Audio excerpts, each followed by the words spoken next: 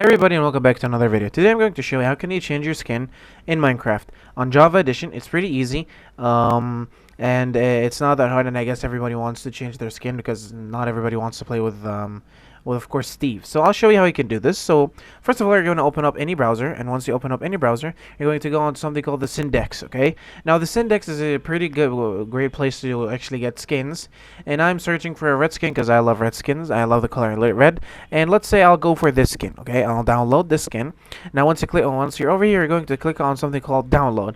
Now then you're going to save. Now one great thing about Syndex is actually you can actually create your own skin over here. As you can see, it's pretty fun. You can do it, and it's pretty easy. It's not that hard. You can just rotate the skin and just do whatever you want. Um, on your own skin. It's pretty fun. It's going to take some long time, but you're going to do you're going to do your favorite skin. So once we have this, okay, we have our skin over here.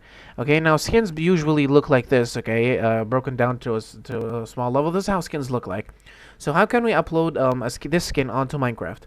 So we're going to launch up Minecraft. Once we're in Minecraft, you're going to go on this thing called skins. Now, once you're in skins, you're going to click something called add skin, new skin. Then just name it whatever you want. I'll name it Hi YouTube. Okay.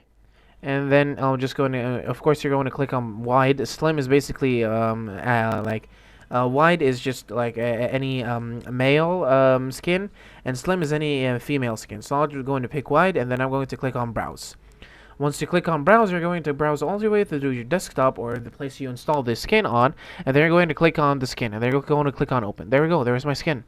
And if I click save and use, now I have my skin over here, and it's chosen. Once I launch up Minecraft, it's going to be successfully updated, and you're going to be able to play Minecraft with your no skin. So yeah guys, that was it for now guys. Thank you so much for watching. Don't forget to like and subscribe, and I'll see you later.